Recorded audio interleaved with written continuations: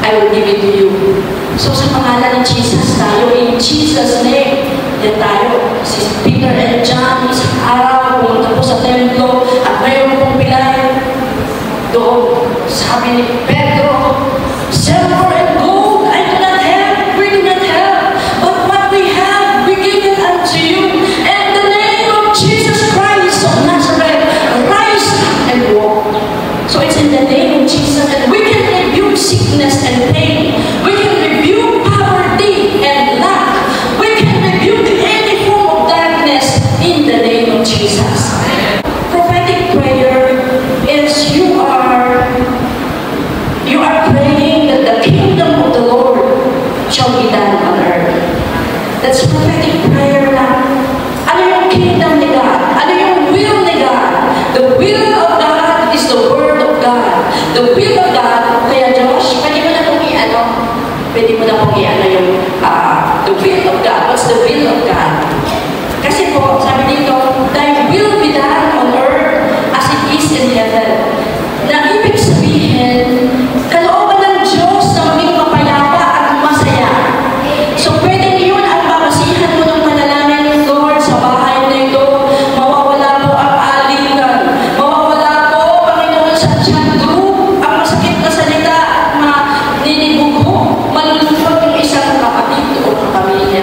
Let there be peace at these days. Walang bamayan na sa mga kapitbahay. Walang mga magnanakaw.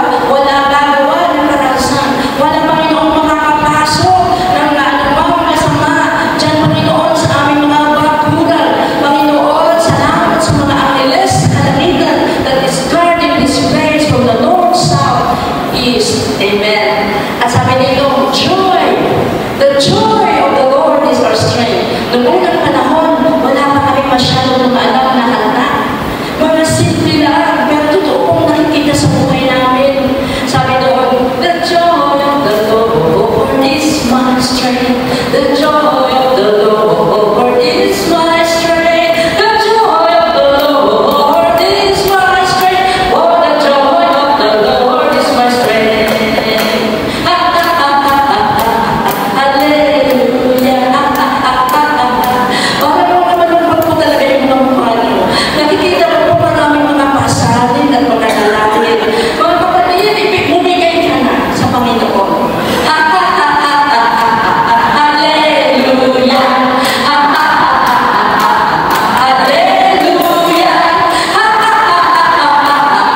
Hallelujah. Oh, the joy of the Lord is my strength. One more time. The joy of the Lord is my strength. The joy of the Lord is my strength. The joy of the Lord is my strength. Oh, the joy of the Lord is my strength. Amen. Hallelujah. It shows, mga kapatid, pag mayroon tayong joy, tayo yung pinakamasaya mga tao sa mundo. Hallelujah. Hallelujah. Hallelujah. Hindi nila makahalata. Hindi sila magkakaroon ng idea kung ilan yung laman lang ng wallet mo. Because you have Jesus in your heart. Hallelujah. That's all sufficient one. Healing and strength. Isaiah 53:4-5. By the stripes of Jesus we are healed. Narinig natin kay Pastor kanina na napaka-importante ng covenant. Dahil po nakalagay ko na yung katawan ng Panginoon si Kristo at yung dugo niya po ay tumanan. Because sa covenant, at covenant na katulad po ng KKK. Ano yung katipunan? Yung katipunan, nag-ano sila, nag-slash sila. At yung covenant nila may dugo. Si Jesus Christ nag-ubo ng kanyang dugo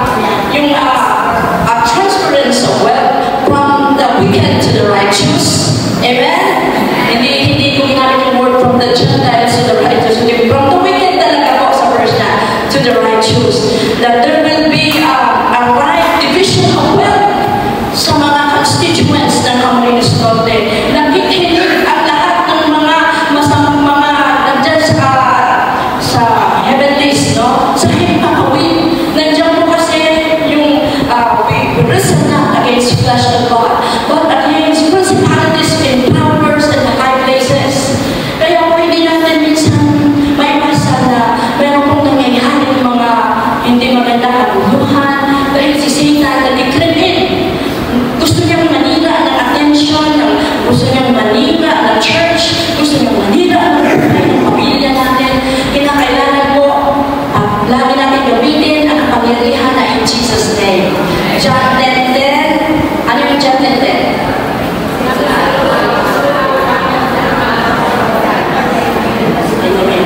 The enemy comes to steal, to kill, and to destroy.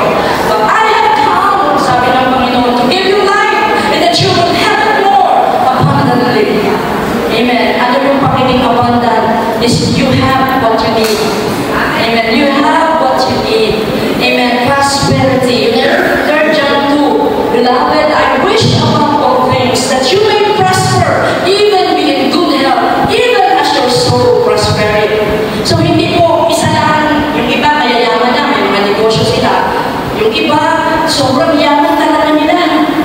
Pero sabi ni King David sa kanyang salmo, huwag kang maiinggit. No? At sabi po doon, yung kayamanan po ay threefold. Hindi lang po siya, kasi maraming mayayaman sa finances, pero hindi makatulog. Takot sila, napakakidlatin sila o nakawan. Dahil sa administration ng kanilang business, magulo. So kailangan nila yung prosperity. Yung prosperity, kapayapaan. At sabi po doon, beloved, I wish above all things that you may prosper and be in health, even as your soul prospering. Ibig sabihin, spirit, soul, and body. Because tayo mga tao, we are a human being, but we are spirits that live in our body, but we have soul, we have feelings, we have the sense of humor. We have the sense of smell, sense of hearing, of touch, of taste, of feeling. Okay. Kaya yung soul, that soulless things, yun ang nagkaman sa body, sa katawan natin, magiging soulless lang tayo. But we are a spirit, sabi po sa Genesis 1:28. Amen. God's will is victory. You are more than conquerors in Christ. Salvation, Acts 16:31. Kalooban ni Lord na ma-save ang ating loved ones. Pag nagbabiyahe tayo, hindi tayo matatakot na mag-disgrasya, mga kapatid. Baka masyado na tayo active. Marami ng activity, kulang yung prayer, kaya may mga nangyayari ko na hindi maganda. Mga kapatid, para maiwasan, always magbabad sa panalangin, for God is faithful. Maniwala po tayo, God is faithful. Hindi na tayo pabayaan. Thy will be done on earth. God's will is for us to have what we need and to share to others that is prosperity. Amen? Amen po? Amen. Kung wala nang laman ang bigasan, call money. Call money. Sapagkat po, we are living in a word-activated planet. Living in a word-activated planet. Kasi po, sabi na ako, it is praying and faith, declaring prophetically to enforce God's will or plan here on earth. Okay, next po. Okay po, next. Declare. Sabi ko, declare. Okay. Sa Job 22-28. Naano mo yan, George? Pwede mo bang i-flash na? Yung Job 22-28. Kasi po, napakang kapangyarihan ko yung sa pag-pray natin. Bakit kailangan pray? Alam naman ng Diyos ang mga kailangan natin. Ba't kinakailangan lumabas sa bibig natin, mga kapatid? It's so important. Kasi kahit yung salvation natin, hindi tayo masisave kung hindi tayo nag-confess. When we believe in our heart, we confess with our mouth that Jesus Christ is Lord and salvation comes to you. So, prayer, lumabas dapat sa bibig natin. Lumabas sa bibig mo, Lord, Panginoon, nananalangin ako ng provision sa araw na ito. Panginoon, para kailangan sa pamilya. Lord, sa ministry. Lord, sa mga nag-aaral. You will decide on a matter and it will be established for you. And light will shine on your ways. ESV. Pero sa New King James Version, declare doon. Yung declare. Okay. Diyan ako siya. You shall also decree a thing, and it shall be established unto thee, and the light shall shine upon thy ways.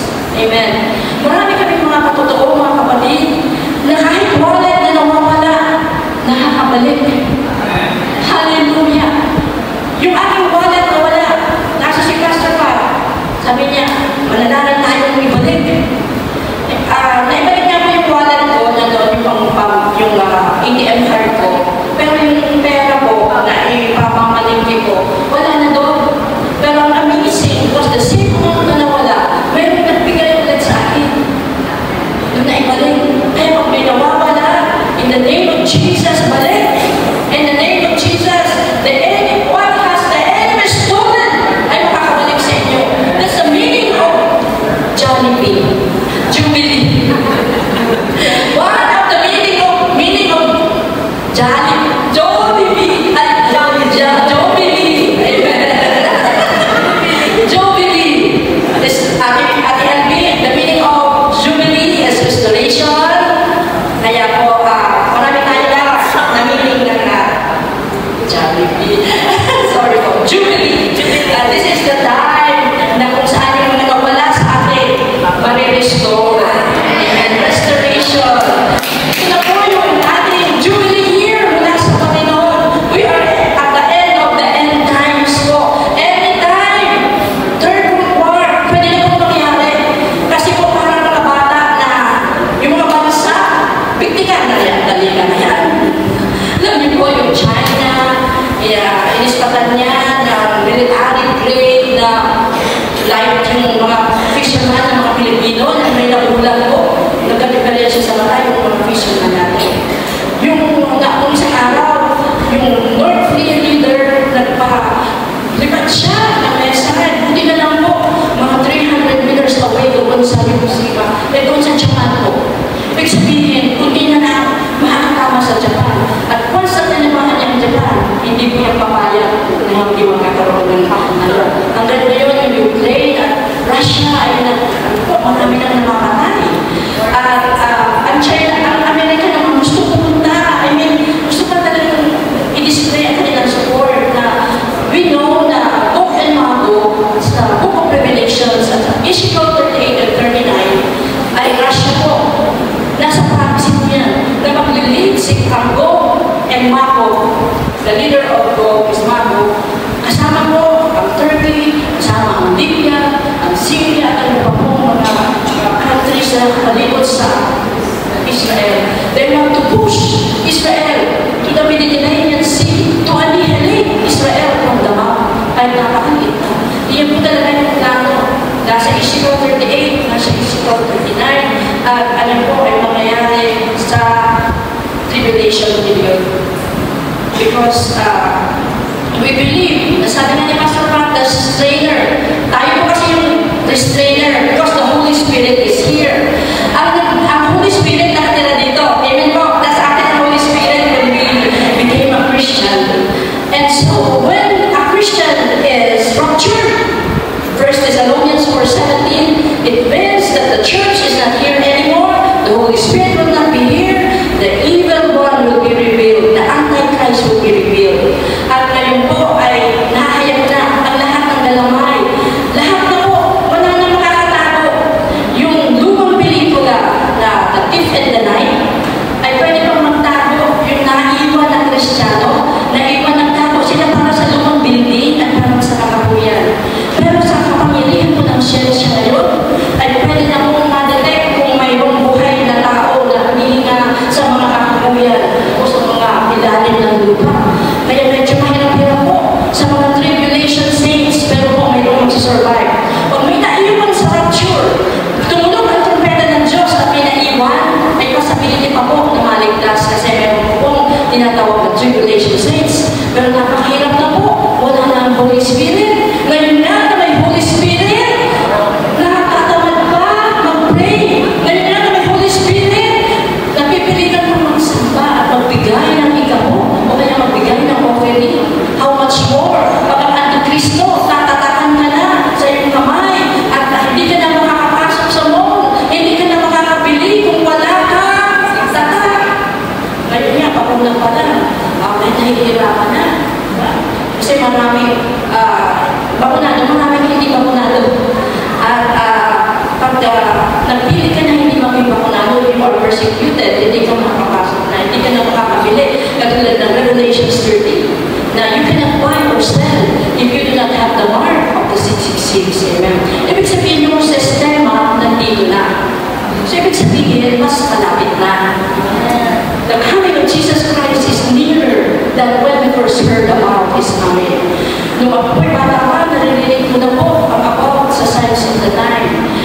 po, ay year 2000, nasa radio ministry po ako sa Naga. God loves you and so do I. Umaabot po yun sa Kanorte. At nagsulat po ako ng tracts about sa mga palalandaan ng panahon. At saka yung what manner of people should be. Pag nakikita ko po sa pagbabantay ko ng mga signs of the time, we are in the big moment. Nandito na po, wala ka na po hahantayin pa. Wala ka na po hahanapin sa signs of the time na hindi nangyayari. Nandito na po lahat ngayon. Talaga po, the earthquakes is much higher intensity and frequency than noong panahon ni Rizal. Than yung wickedness, mas grabe po ngayon than noong panahon ng lolo at lola ko. So mga kapatid, you know, it's time for us to really lumuhod, pray. Nasasagihan, hindi po yung kasali sa dapat po ituro. Nasasagihan lang po natin. Parang kinupong-press ko na lang po kasi, kundi lang yung panahon. Kaya po, dumalo tayo ulit na may mga sessions ulit. Amen po? Or, amen. So, act in faith, declare. Use your mouth. Amen? Use your mouth because we are living in a word-activated planet. God created the world when He said, let there be light, and there was light. Let there be mga kahoy, mga butas. Let there be, sinasabi lang ng Diyos, the Word is there during the creation. At the Spirit is hovering and the seas, at sabi po doon, nagkakaroon kung anong sinasabi ng Diyos, magkaroon ng mga creeping things, nagkaroon. We are created in the image of God. Hallelujah! God created the world to His Word. And we are created in His image. Hindi natin siya namukha sa literal na mukha. But in the Spirit, we can also declare and we can say to this mountain, be moved. Sabi ng Jesus, sabi ng ating Jesus sa mga disciple na mayroong bagyo. Ano po yun? May bagyo, sabi ni Jesus, tumigil ka! Bagyo, at ang bagyo ay tumigil. Nung sila'y nagugutom, nakahanap ng bunga sa igos, at walang maibigay, maipresent ang bunga, sinabi niya, matuyo ka, at natuyo na. Mga kapatid, mayroon kang kapangyarihan ngayon. As a believer, as covenanted believer, you have power. So ngayon, hindi na natin sasabihin yung mga anak natin, dimalas na akin eh. At saka yung mga unbelievers, sinasabi nila, maldisyon ng matulungin yung mga akin na nagpaagong sa lain niya gusto. Nung panahon, may mga magulang na nag-curse. Sabi nila, magdapang manlugod ka mo sa kahirapan dahil nagpaagong ka sa lain mo gusto. Sabi ng panahon, we're not that. Pero sabihin po, kahit paano, nag-i-effect din doon sa ibang kinurse. But we do not walk in that way. But gusto ko lang sabihin, there is power in what we say. Whatever you say, it shall be done. Mark 11:24. Hindi tayo just, kahit na po, nakapit-bahay mo ay mansyon ang bahay, ikaw ay baro-baro lang. But you are so much powerful because Jesus is with you. Amen. Hallelujah. For verily I say unto you, that whosoever shall say unto this mountain, be thou removed, and be thou cast into the sea, thou shalt not doubt in his heart, but shall believe that those things which he said shall come to pass. He shall have whatever he said. King James na King James kapatid. Yan talaga yung original, pero ang hirap po sabihin, pero yun talaga yung ibig niyang sabihin. Nasabi po dito, ano man, sa kahit bundok ng mga problema, bundok ng kawalan, bundok ng babayarin, bundok ng kanser sa kiramdaman, bilang remove, pag nagsabi ka, bilang remove, at matawag ka doon sa kalawak-lawakan ng dagat, you shall not doubt, hindi ka magdadoubt sa iyong puso, you shall believe, manampalataya, that those things which you say shall come to pass, you shall have whatever you say. Amen? I-memorize natin yan. Kasi po, matitestingin ka na naman eh. Paglabas mo, makikita mo yung mga needs. Paglabas mo, makikita mo yung mga problema. Yun sabi ng Lord. Sabihin mo, i-declare mo, kung ano ang gusto mo. Amen. So, ano sunod po?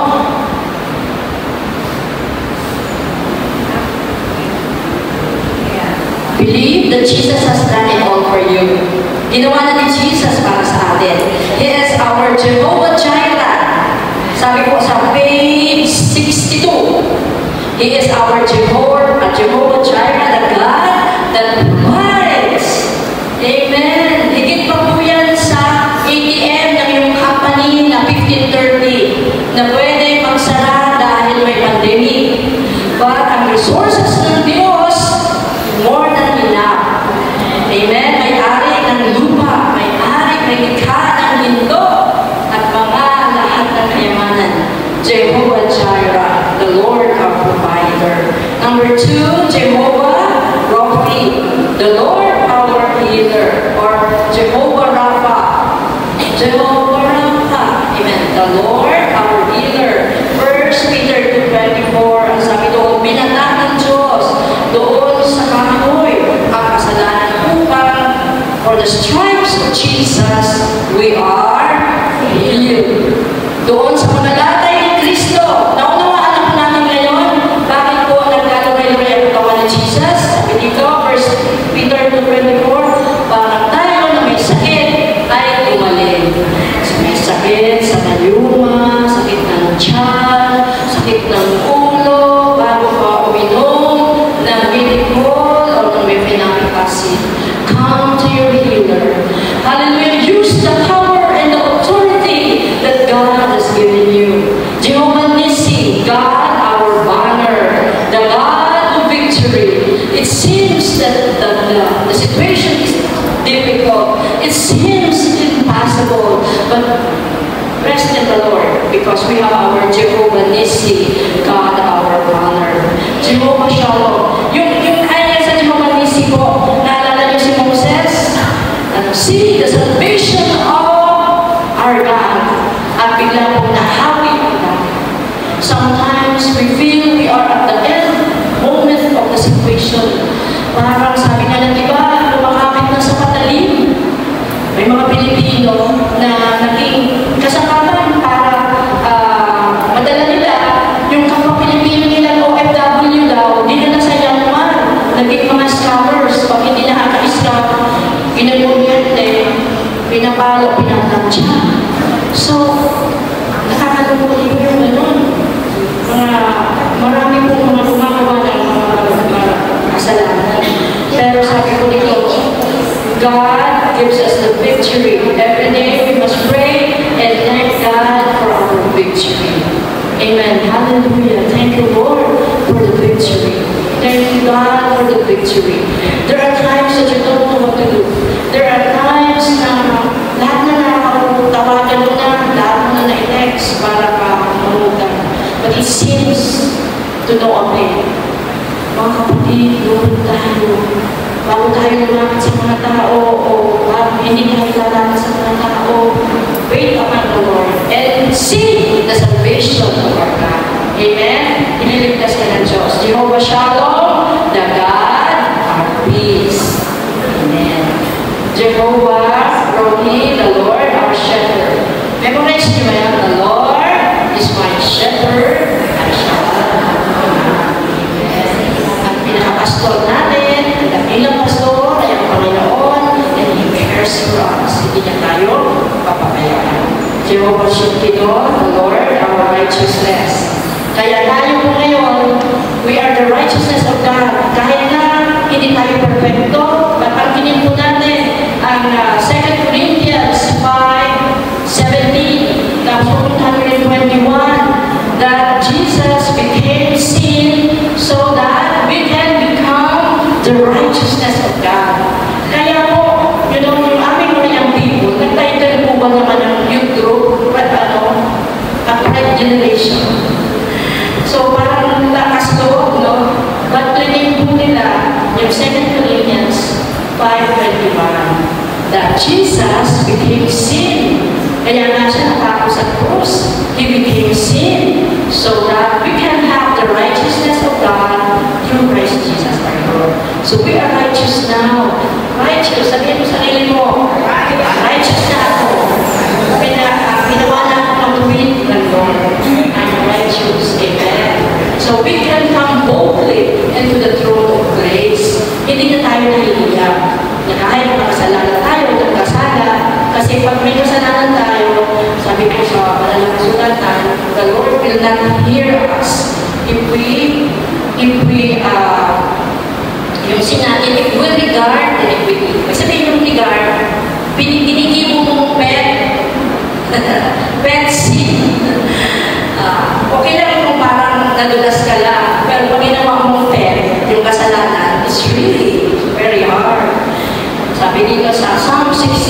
verse 18, if I regard iniquity in my heart, the Lord will not hear me. Inaalagaan ng kasalanan. Parang mahirap kong ginagawa yung kahanan ko. Parang kasama i-meditate. Parang ayaw mong sipahin sa buhay mo. Ginawa mo yung galit mo. Kung paano may tinitay mo lang namin sa mga mangyayari doon saan. Hindi na tayo doon. Wala na tayo doon. Amen po. Sabihin natin, wala na ako doon. Wala na ako. Amen. We are the righteousness of God. Because if we regard iniquity in our heart, the Lord will not hear us. Amen. But whatsoever we ask to the Father, according to His will, He hears us. This is the confidence. 1 John 5:14. This is the confidence. Ano nga, may confidence ako. Sabi ko, 1 John 5:14. This is the confidence that we have in Him. That whatsoever we ask the Father according to His will. Ano yung will ng Lord? Will ng Lord joy. Will ng Lord prosperity. Will ng Lord healing. Will ng Lord victory. And success, makapasa sa mga exams, sa mga exam. Amen. So, whatsoever you shall ask the Father according to His will, surely He will give it unto you. 1 John 5:14. This is the confidence that we have in Christ. Not because we are good, not because we are good, not because we are rich, no, but our confidence is in Christ. Amen. Give us this day our daily bread. Amen. Bigyan mo kami, Panginoon, ng daily provisions at paglumiin ka sa kaya galing yung isang taon na inihanda mo sa pagkainan na sa mga nanay. Hindi ba? Lord, thank you po, Lord. Every time na kailangan maghabag tayo ng pagkain sa lamesa, mga nanay, palapakan natin si Lord. Never, never, pagkakulin na bilis. I was young and now I'm old. I have never seen ang righteous na mamalimos. Hallelujah! God, thank you for your miraculous provisions. Nung Pasko, New Year, sobra-sobra ang mga pagkain bago kumain, nag-selfie pa, kaya bakit alam ko? Kasi may mga selfie kayo eh. May mga picture pa ng mga pagkain. But, yun na lang ako naman. Yung sinasabi ko is, sana ako pupusin ng December at January. Think of February and March. We are wise with the wisdom of God. Okay, some of the declarations ko. Okay, as in Jesus' name. Memorize ko natin yan. Amen. Ano ba yung mga prophetic prayer na pwede natin i-declare sa family natin? Kasi minsan, pag sanay kang mag-bicol, mas magaling mag-declare ng bicol. Pero alam ko sa Camarines Norte, Tagalog na po kayo, ano? Kasi kapit-bahay na Quezon. Ano po? So kami bicol. Sa bicol, maraming mga tribo at maraming mga ibang dialect. Sometimes, mas gusto mag-design ng English. Pero maganda po yung halimbawa ko sa mga anak natin. Sa mga anak natin kasi, lumalabas sila sa mundo. Kaya minsan po, expose sila sa mundo. Ano po yung mga word of God na pwede natin declare para sa ating mga anak? I-declare po natin yung Isaiah 54:13 that all of our children will be taught of the Lord. Great will be the peace of our children. Great will be the peace of our children. Hindi sila madadala. Lord, salamat na hindi madadala ang anak ko ng mga bisyo. Salamat, Panginoon, pagtatagumpayan nila ang maling relationship. Lord, salamat, meron silang mabubuting kaibigan. Salamat, Lord, hindi sila didikim ng mga babe, hindi sila didikim ng mga pinagbabawan ng loob. Salamat, Panginoon. Amen. Kaya naman pag dinideklara, minsan nasa isip lang natin eh. Nami-meditate lang natin, pero hindi po yung hinihingi ng God. Kasi we are created in the image of God.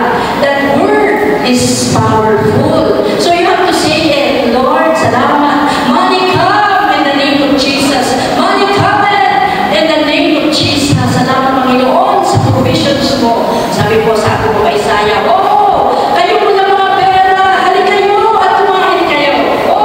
Those that do not have money, come, buy and eat. Hindi lahat kailangan bilhin. Kailangan minsan lang, ano mo, i-declare mo. And it will come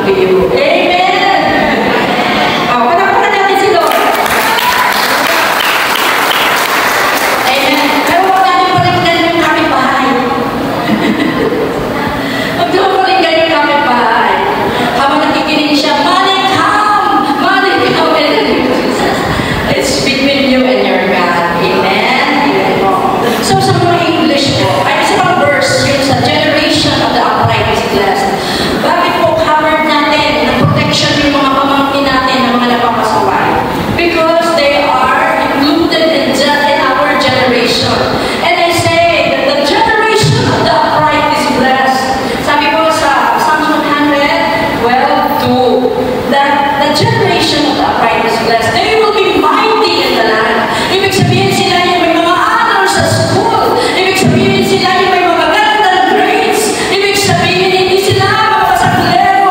You have to declare. Hindi lang i-meditate sa isip, ha? Kailangan matutong mag-pray. Ang intercessor, gagamitin yung bibig niya. So like, mga prophetic prayer, ganito. And I say, yes, Lord, that I am loved, I am blessed, and highly favored. Wherever I go, I will not be denied. Amen? Thank you, Lord, that the Lord has a good plan for me. I have a good future.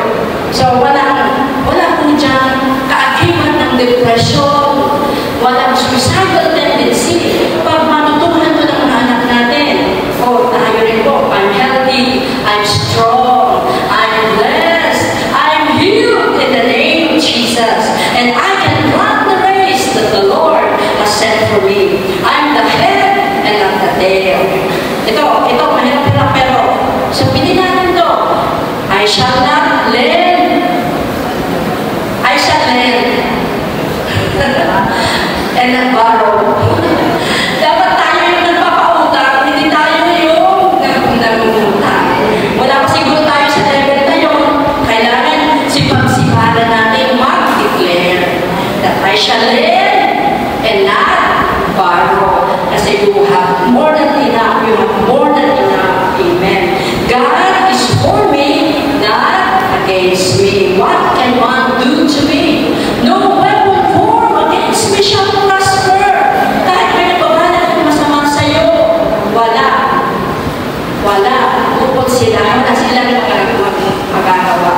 For the Lord is for you, His angel is working for you, not against you. Labanan ba nila ang akin? Amen po?